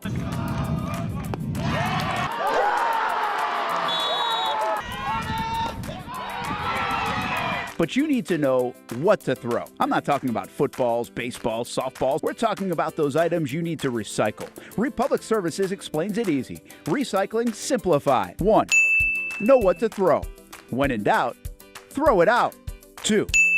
Empty, clean, and dry those materials. It takes an extra minute, but it makes a big difference. And 3. Don't bag it. This makes the recycling process faster and more efficient.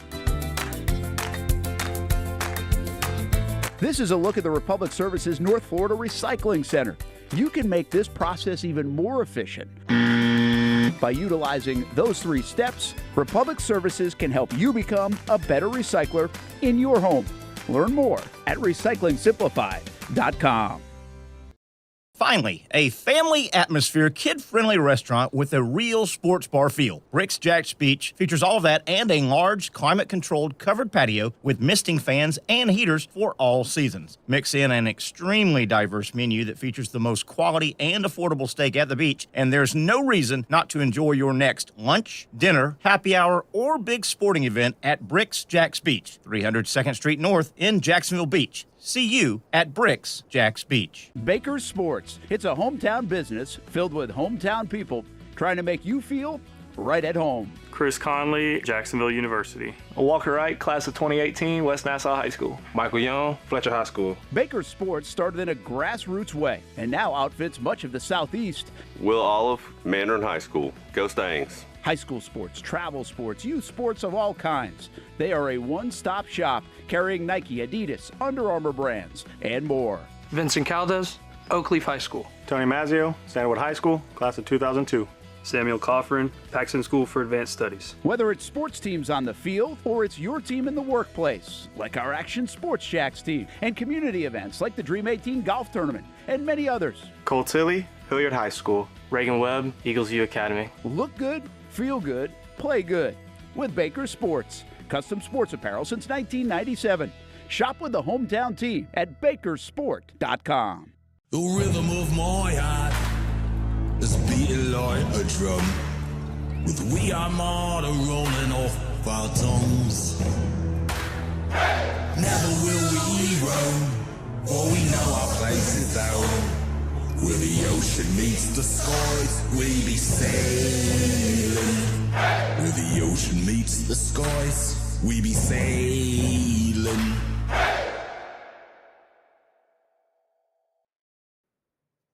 All right, back we are. A fun, beautiful day here on a Thursday live at Sliders Oyster Bar. Terry Norvelle, Ben Dobbin producing, Patrick Young jumping on. Pat, good time for you to jump on. I wanted to get a little NBA note out, and boy, this is good news for the Oklahoma City Thunder. Boy, they may be a problem for a long time. Today, Pat, I don't know if you saw it. Number one, welcome to the show. The Thunder locked up Jalen Williams to one of those $200-something million. They've got him signed now. They've got SGA signed for a long time. They've got Chet Holmgren signed for a long time to these big, hey, man, number one, welcome, Pat. But, boy, the Thunder may be a pain in the ass to a lot of the NBA for a while, man. Well, I mean, I think they're a prime example of an organization striving to do things the right way. Their front office should be, and especially after, like, you look 11 years ago or 10 years ago, I mean, they pretty much did the same thing. They built a super team with guys that had a chance to win a championship. And now these guys have done it, and referring to Kevin Durant, Russell Westbrook, and James Harden. But now they have a team of guys that have done it. So I think those 3 main pieces, Chet, Jay, and Shea, man, they ain't going nowhere. Woo. Those guys are in their prime for at least the next 7, 8, 9 years. That's what I'm saying, man. You would think they are set up now for a while. If they stay healthy, you would think, man, they're going to be right in the thick of things for a long time. Oh, yeah. Hey, Pat, speak to this. When I watched the Thunder, and I watched them mostly this year in the playoffs, and you see you see they have two really prolific scorers. SGA can really score, and Jalen Williams can really score. They are both, guard, small forward size guys. Yeah. Why is it, Patrick, that some teams have trouble when they have two guard, small forward, prolific scorers? Not enough basketball. I never felt like there was not enough basketball between those two. They seem to work that out somehow. Why was that? Or any thoughts on that? Yeah, no, they never seemed to be a team that, they didn't. Well, because they realize the basketball is big enough to share, and they understand and respect what each guy brings to the game. So, yeah, I think when you have a team that's all about winning, and your star guys can take that sacrifice, because I think, Shea, Chet, and Jay, they would all be starters anywhere else, but it could possibly make more money. I don't know, but when it comes down to winning and want to be legendary and have as many rings as possible, you have to look at the big picture and sacrifice and not make it about me. That's what. And I understand why Kobe was the way he was, why he worked so hard, why oftentimes he took more shots. Like, the dude put the most work in.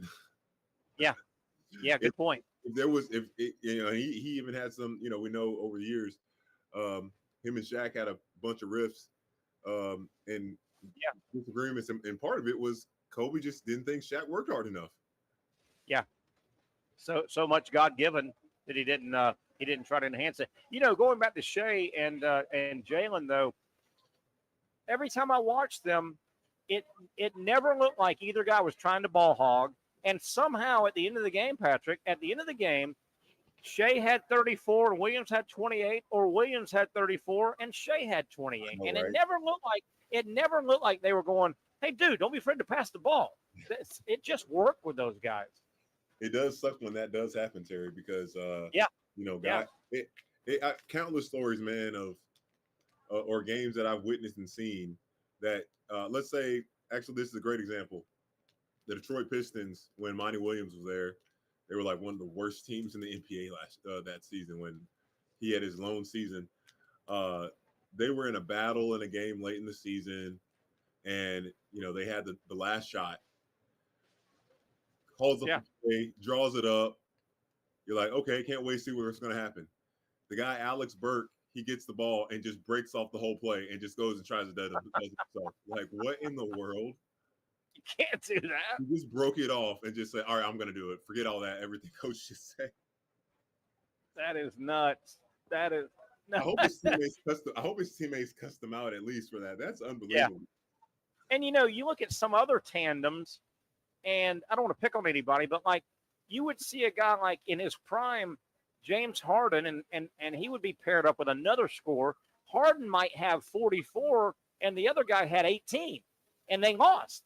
But man, these two. Did he go straight to Houston? Yeah, after OKC, straight Houston was. I'm not sure. Yeah, but I mean, 44 with the next guy getting 18, you don't win as much as 34-28, and somehow, man, these guys, they work together. It's fun to watch. It's fun to watch those guys. Well, I think at one point, it wasn't at the beginning. I know the Rockets had Chris Paul at one point, and he's more pass first guy, so that was like perfect for James Harden. That helped. I'm trying to think who was the number 2 prolific scorer, because there was somebody else that could score, but James Harden was it was, and that's why I couldn't. And not only with James Harden, Luka with the Mavs, man, sometimes it was real hard basketball to watch. It was. He dribbled.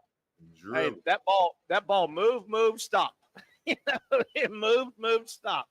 You'd be worried if he brings it up the court. Who's going to touch it? Who's going to touch it? Hey, Patrick, we had a discussion hour number 1, getting back to football and the Jacksonville Jaguars. I didn't like this article I saw, and I want you to comment on it. The crux of the article, I think it was the ESPN article with Seth Emerson. The crux of the article was the writer, he polled anonymously a bunch of NFL coaches, a bunch of NFL scouts, and a bunch of NFL executive player personnel guys. Okay. And his question on this article, it was I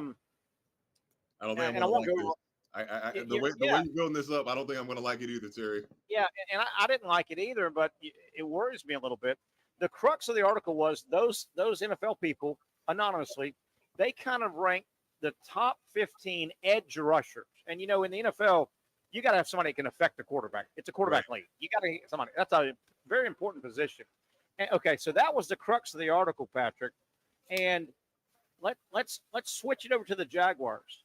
If you think about what's the number one, the best position, and I'm going to call rush in one position, two sides of the line of scrimmage, but two players. I think it's pretty obvious the best position group on the Jaguars are their two rush ins, right? Hines Allen and Walker. Right. Okay, so with that as the backdrop, the top 15, and I'm not going to go through all of them, but the Texans had number 8, Will Anderson, and number 9, Danielle Hunter. I mean, that's nice. That's really nice. That's really nice. The Jaguars did not break the top 15. Wow. Hines Allen and Walker were called honorable mentions. That's what scares me. If the Jaguars' best position unit, rush in, is only considered honorable mention compared to the rest of the league, that worried me when I read that this morning. Well, do me a quick favor. Do you have that list in front of you? I can try to find it. Because I would just tell you, I would just read it from 15 and down. So I can be like, okay, yeah, I agree. Oh, yeah, no. And I'm not sure they went past 15 because it was kind of a top 15. I don't know. But, yeah, I don't know. Maybe that worries me if neutral people around the league that know the league think that the Jaguars' best position unit is honorable mention. Neither one of them got in the top. Ooh, that concerned me, Patrick Young. That concerned me. The coach, Coach Cohen. Yeah, he needs to hand deliver that to Josh and Trayvon. Yeah, I have the list. Okay. Go Ben. Go 15. 15 It's top 10. Oh, 10. Okay. Yep. So Jared Verse, 10. 9 is Hunter. 8 is Will Anderson. 7 is Aiden Hutchinson. Jeez, that's a little. Okay. 6 is Trey Hendrickson. 5 Nick Bosa. 4 Max Crosby. 3 Micah Parsons. 2 TJ Watt, and then 1 Myles Garrett. Myles Garrett 1. Now, Patrick. Jared Verse? 2-year player, Jared Verse? Former FSU guy. And now, Patrick, they named one thing that makes edge rushers. Sorry, they named honorable mention edge rushers before Josh Allen, which would be Brian Burns, Nick Bonito, Jonathan Greenyard, and George Karlaftis. Who? Okay. George Karlaftis. All 4. Yeah, the guy. Who are those 4 guys? They were also honorable mention, right? Yep, those were all ahead of Josh Allen. Now, one thing that can make you feel better is, man, those top players are some big boys now. So, those are I think the impressive thing about Myles Garrett, he's now been so destructive for so long now. You would think like he's getting older, those legs are getting older, but it just seems as though he is just like not really slowed down in terms of ability. Wasn't Myles Garrett all but traded and then it got rescinded or something last year? He was gone almost. No, that was this offseason. Was that this offseason? Yeah. Isn't that crazy though? Like I'm sure that the Bengal or the Browns and his agent and Myles, I'm sure they all sat down multiple times trying to get a deal done. He literally just had to put his name like, all right, I'm out. For them to say, okay, yeah, we'll pay what you want. No, you're not. He said, no, you're not. Yeah, Pat. I thought it was kind of a. Maybe I'm reading this wrong, but the Big 12 media days are going on. By the way, the SEC starts on Monday. Media days all next week. Did you see one of the big headlines from the Big 12? It's Deion Sanders, and Deion is saying how bad college football needs a salary cap. And a lot of people have jumped all over it and said, Deion's right. Patrick, I'm sitting there going, well, am I wrong? But don't we now have a salary cap in college sports? $20.5 million.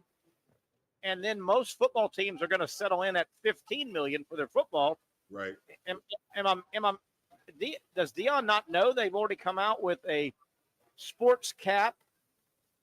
What the hell is he talking about? Maybe because maybe it's semantics, Terry. Maybe it's like just being able to not actually called a salary cap, and maybe because teams still have the freedom to do with that money. That's true. Which is not really a strong enough argument, because like Colorado would be stupid if they didn't spend $15 million in football to try and build a team. I don't know. Maybe he meant more with like maybe he meant collective bargaining. You know, maybe. Pat, you may be onto something though. He could probably mean that there is not a hard, fast football can only cap at 12 or 15 million. Maybe that's what he means. But there is an essence. There better not be none of this, and I don't know how it would translate over. If we get to the point of luxury tax some kind of way in college football, I'm done. You're done. Here's what I want. I'll tell you another thing that college football needs to happen, and it will. And this will start. Sometime business has to happen for business unwritten rules to go in place.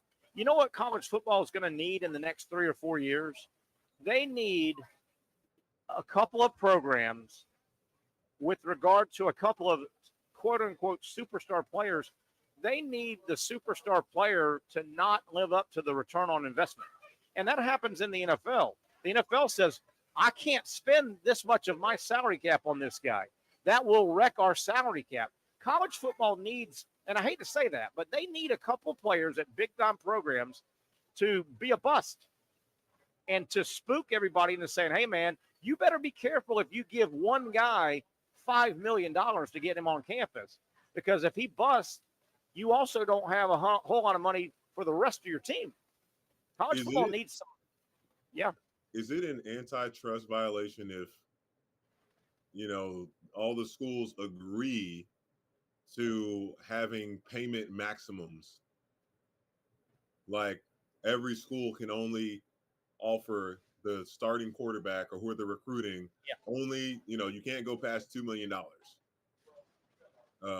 Would that be against a violation, or do you just not foresee something like that being possible? And the reason I bring it up just for fairness, one, for fairness, and then two, to the structure, and coaches not having to go through bidding wars. I think, Patrick, I don't know. I'm not an attorney, so let me say I don't know. That's a great question. But I do think the overall, the NFL, for instance, they have a hard salary cap. It gets set, I think it was like $253 million. I'm just throwing a number, but it's close. Yeah. They're hard. Now, the Jaguars paid Trevor Lawrence a huge amount of money per year and per the contract. But I don't think they were capped. They could have given him double that, but that would have handicapped them on the overall cap number. There's really no true limit on. I don't think there's a player limit, but you would be stupid to give one player, somebody's going to do it, Terry. Someone's going to do something crazy like that, and we're going to be they're going to get burnt, and they're going to get burnt. The worst contract ever made. But what I'm saying is, I hope that happens in college and they get burnt, because that'll kind of set the parameter, I think. Remember Coughlin's first run here where he went to the championship game and they sold out. They said, the hell with it. We're trying to win right now. And yes, they got close, but they were in purgatory for about the next 3 or 4 years. And I think that needs to happen to college. I think some programs, high profile, need to get burnt and need to say that everybody's going to see them going, wait a minute. They dedicated $15 million to football. They went out and got the hottest quarterback they thought at $7 million. He bombed, and the rest of their team only had 8. But that's not the way to do it. I think that's what we need to happen. Because look, that's what we need. We need that, because like the more the money is going to go up in terms of pay, like the more that's being taken away from those smaller sports. And that's when might have to make some really hard, terrible decisions. Good, yes. Like college athletics, they take on sports that are not profitable. But I mean, the number of opportunities that are so incredible for these athletes that are elite at their sports. Like, Yeah. I think they deserve something. I don't know how helpful it'd be if like every softball player got like $1,000 and it's all going to only football. Yeah. How You crazy. got softball players. Hey, you got softball players asking football players, "Hey man, can I borrow $20, man? Can I borrow 20?" Hey Pat, before we go to our final break, I want to throw this out, and it's just kind of fun. College football news in the recruiting world broke earlier today. LSU, Brian Kelly and LSU, they got a verbal commitment today from who's considered the number one high school recruit on ESPN's list, number one in the country. He's a defensive lineman named Lamar Brown, 6'5", 285-pound, big old defensive lineman. How about this? And this is not a guarantee you're going to get this guy. This number one recruit that just committed to LSU, he's from Louisiana. Patrick, his high school is on the campus of LSU, and his high school is 1 mile from Tiger Stadium. Oh, yeah. And, that happens. There are plenty of high schools that are on college campuses. I think there's one in Tallahassee. But how about that advantage? Guy's right? high school is on your campus, for God's sakes. I think it's a no-brainer for him in terms of like your family's right there. It is a great school. You're the number one. He could probably go anywhere and still be, a top 10 pick in the draft. So it's like, obviously this kid's got to be an LSU fan. It's right Hey, there. there's got to be a little pressure on Brian Kelly and his staff, though. The number one rated high school player, regardless of position, is not only a Louisiana kid. He goes to high school on your campus. On your campus. 1 mile from Tiger Stadium. How many football players do you think have gone through that high school? We got to find that out. Going through that high school and going straight to LSU. Because I Isn't would that think great? like all those high school kids got to be LSU fans. Yeah. Man, if your high school is on the campus, you could probably hear Mike the Tiger when it roars. They got a live tiger outside right there. Yeah, you probably can. How about that? All right, Pat, let's take one. But I guarantee you this, Terry, he's going to get I bet he gets a bigger deal than that offensive tackle that just got that 3-year, $5.1 million deal. He's going to get a deal much better than that. Yep. The guy at Texas Tech. Hang tight, Pat. We'll take one quick break. We'll come back. We only have like 5 minutes left, kind of wrap up. I don't know if you saw today, huge upset at Wimbledon. The number one women's player went down. She went down to the 13th seed. Big upset in tennis. All right, hang tight. He's Patrick Young. I'm Terry Norvelle. We'll come back, put the landing gear down, and just about get this thing wrapped up on a Thursday live from Sliders Oyster Bar. At Southeast Orthopedic Specialists, we know pain and injuries can stop you from doing what you love. This is why our board-certified orthopedic specialists offer the latest in both non-surgical and surgical treatment options and create a treatment plan tailored to your unique lifestyle and goals. So, whether it is a sports injury or that nagging pain that's keeping you from doing what you love, our team has the right treatment for you. For more information or to schedule an appointment online, visit our website. You really got to hand it to him. Hold on. The previous play is under further review. I'm not sure what he could review, but okay.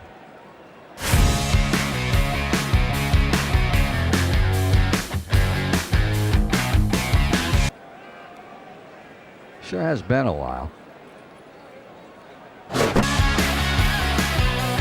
Dine in at Hurricane Grill and Wings for the football season. Well, there he is. Oh, what is that?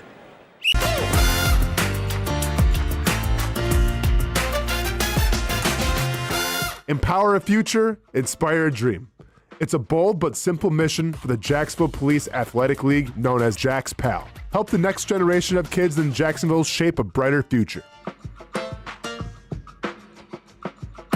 Their after-school programs, teenage leadership programs. There's community outreach. It's been just an awesome opportunity to be out here with my colleagues and do something good for the community. It's really been an interesting opportunity to just see everybody work together in a way that we don't normally in the office. And there's sports.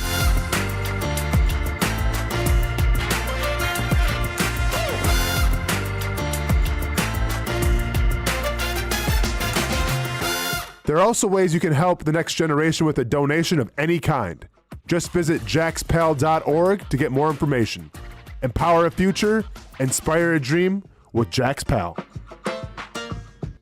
Finally, a family atmosphere, kid-friendly restaurant with a real sports bar feel. Rick's Jack's Beach features all of that and a large, climate-controlled covered patio with misting fans and heaters for all seasons. Mix in an extremely diverse menu that features the most quality and affordable steak at the beach, and there's no reason not to enjoy your next lunch, dinner, happy hour, or big sporting event at Rick's Jack's Beach, 300 2nd Street North in Jacksonville Beach. See you at Rick's Jack's Beach. There's a saying in sports, you can't win them all, but you can win a lot with good folks on your team. Like that one painter, First Coast. It's tough to beat the sun in Florida, so your home fades.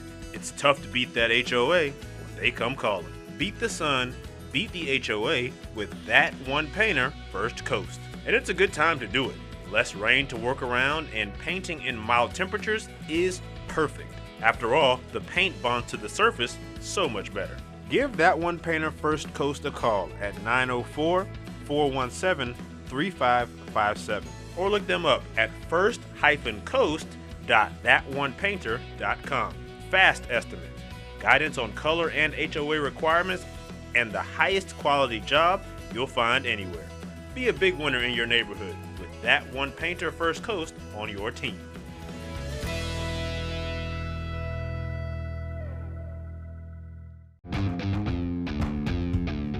When you think sports, you think Action Sports Jacks, the official station of the Jaguars, on location for every game. But the most experienced team in town doesn't stop there. From high school football to the big events in the area, Action Sports Jacks is always on. Now, we take that to a new level. Action Sports Jacks 24/7 is around-the-clock coverage of the teams you love and the moments you can't miss. The best local sports in Jacksonville on Action Sports Jacks 24/7.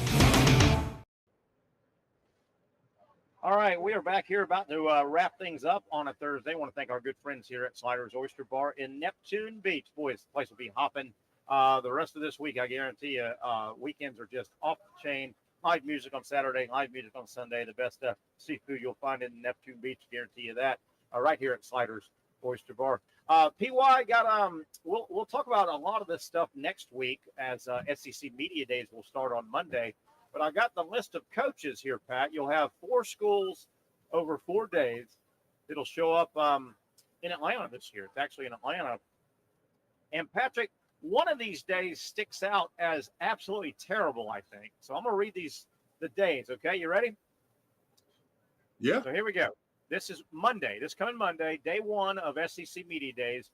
4 schools will come in. The coach comes in and he brings like 3 players and they do the rounds, radio, TV, print, podcast, all that. So Monday, your first coach will make the rounds. Ole Miss coach Lane Kiffin. LSU will be next with Brian Kelly, and they'll all be there at the same time, basically, once they all show up.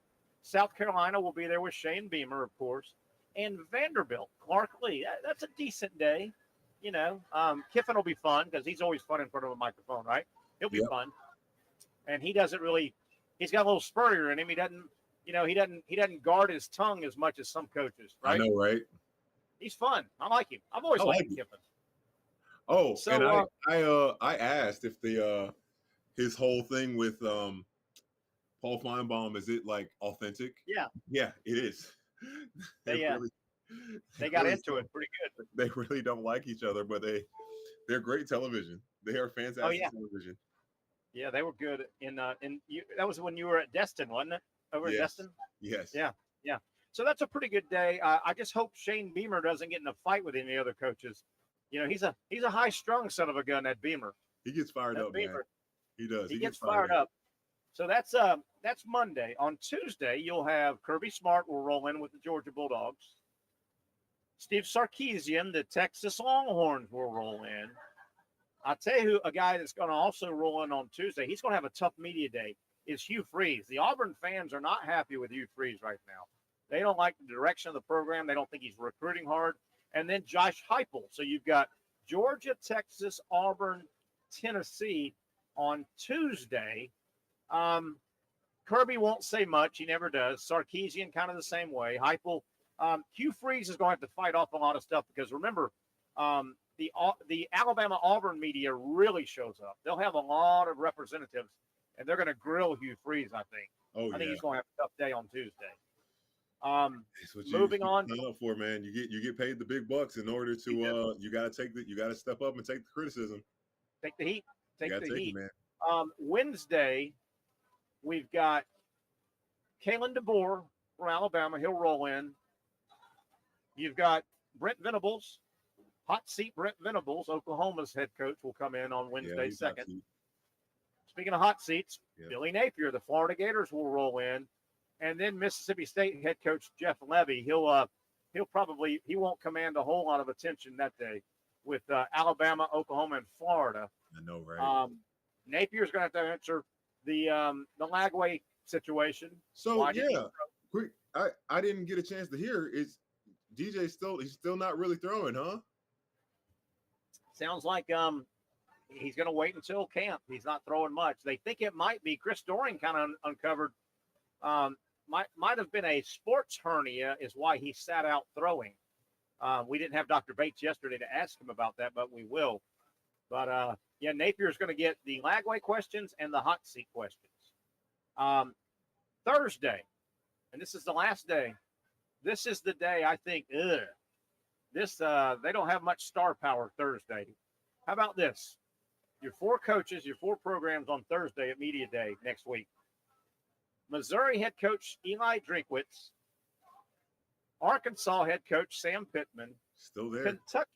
Kentucky head coach Mark Stoops, and Texas A&M head coach Mike Elko. You talk about 4 boring guys, man. Oh, Patrick, that's some boring dudes right there on that final day. A lot of your media guys will take off before Thursday. I guarantee you that. Oh yeah, for sure. They will. Yeah. They will take off. But do you watch and follow when all that stuff is going on, or you just kind of wait? I hit and miss, and then obviously the sound bites and the TV clips and all will be everywhere. Everywhere. I don't sit there and watch it all. No, there'll be hot button issues and there'll be things that flare up. One thing that's going to be interesting, and Brent Beard and I both agree this is going to happen. At the end of media days, generally the SEC will send out a questionnaire electronically, and they ask every media member to rank who they think is going to win the conference, 1 through 16. This will be the first time, Patrick, I can't think the last time the media didn't pick either Georgia or Alabama. Texas is going to get the pick this year, I think. I think Texas is going to get picked as the favorite to win it all. For the first time, it won't be Georgia and Alabama in years. Right, yeah, wow. Yeah, definitely. So, media days. The Big 12 is going on right now. What's up with that? You said there was something. Well, Dion was just talking about, salary cap. Well, we've got a salary cap. I'm glad you said that because I just looked at a clip. Paul Feinbaum saying, he doesn't really think Dion has anything to prove. And I'm like, because he said, and I get this, what a great ambition for Dion to take a no one pay attention to program to where they excelled these last 2 seasons. So, but I think, Dion, he wants to prove to himself that he can be a national championship coach, especially when his mentor and one of his best friends is Nick Saban. You think my man don't want to? And then, the bragging rights for Dion. You imagine him win an NCAA championship and one day a Super Bowl. It's interesting how I'm not going to say off the radar Colorado is right now, but when you lose Shador and Hunter, that Colorado hype machine is nowhere near what it was the last 2 or 3 years. Right, I know. I'm not so sure Dion doesn't like that. Now he wishes he had his players back, I'm sure. But I'm not so sure Dion Travis Hunter was he needs to find another Travis Hunter. Another guy that can be that 2-way. And then he recruited well for the quarterback, though the freshman coming into 5-star, but he's a freshman. How much can you expect there? No doubt. All right, PY, let's get out of here, man. It's a Thursday evening, and a lot of people consider Thursday evening the start of the weekend, my man. Start of the weekend. So get about your business. We'll talk tomorrow, 4:00, the next edition of the Young and Norvelle Show. Thank you, Patrick. Appreciate you. Thank you, my guy. Have a great one. You too, my friend. I also want to thank Big Ben Dobbins. He's filling in yesterday, today, tomorrow, and Monday. So, Ben, great job as always. Appreciate all you do for the show. That'll just about wrap it up. We'll wrap up the week tomorrow live at 4 o'clock, as always. That'll lead us into the Major League Baseball. I think by the time we reconvene on Monday, after tomorrow's show, when we get back on Monday, we should have a lot of Major League Baseball stuff to talk about. I expect some trades. I expect some player movement to heat up this weekend all the way through Monday. One of the other reasons it's a good time for trades is, when a player has to switch cities. It's nice to do it when there aren't games going on, if you will. So I think that's another factor that always plays into the trade deadline around Major League Baseball. That'll do it. We'll get back together tomorrow, 4 o'clock. I hope you can join us for the next edition of the Young and Norvelle Show right here on Action Sports Jax. You really got to hand it to him. Hold on. The previous play is under further review. I'm not sure what he could review, but okay.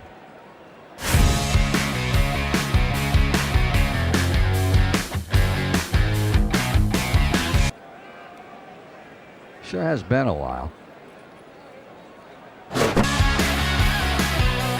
Dine in at Hurricane Grill and Wings for the football season. Well, there he is. Oh, what is that?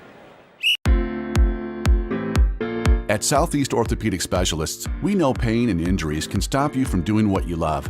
This is why our board-certified orthopedic specialists offer the latest in both non-surgical and surgical treatment options and create a treatment plan tailored to your unique lifestyle and goals.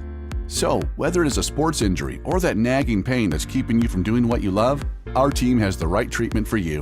For more information or to schedule an appointment online, visit our website. Most of us know how to throw.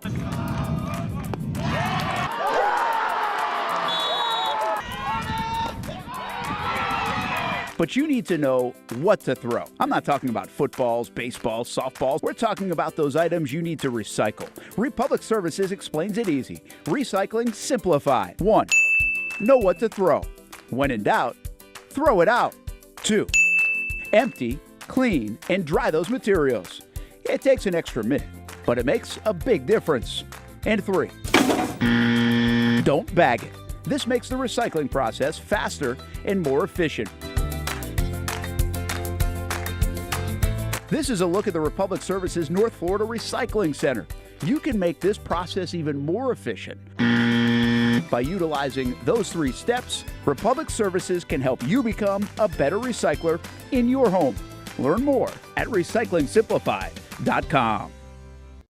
Finally, a family atmosphere, kid-friendly restaurant with a real sports bar feel. Bricks Jax Beach features all of that and a large, climate-controlled covered patio with misting fans and heaters for all seasons. Mix in an extremely diverse menu that features the most quality and affordable steak at the beach, and there's no reason not to enjoy your next lunch, dinner, happy hour, or big sporting event at Bricks Jax Beach, 300 2nd Street North in Jacksonville Beach. See you at Bricks Jax Beach. Baker's Sports. It's a hometown business filled with hometown people trying to make you feel right at home. Chris Conley, Jacksonville University. Walker Wright, class of 2018, West Nassau High School. Michael Young, Fletcher High School. Baker's Sports started in a grassroots way and now outfits much of the Southeast. Will Olive, Mandarin High School. Go Stangs. High school sports, travel sports, youth sports of all kinds.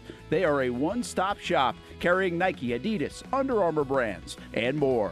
Vincent Caldes, Oakleaf High School. Tony Mazzio, Stanwood High School, class of 2002. Samuel Coffrin, Paxton School for Advanced Studies. Whether it's sports teams on the field or it's your team in the workplace, like our Action Sports Jax team, and community events like the Dream 18 Golf Tournament, and many others. Cole Tilley, Hilliard High School. Reagan Webb, Eagles View Academy. Look good, feel good, play good with Baker Sports. Custom sports apparel since 1997. Shop with the hometown team at bakersport.com. The rhythm of my heart is beating like a drum, with we are martyr rolling off our tongues. Never will we roam, for we know our place is down. Where the ocean meets the skies, we be sailing.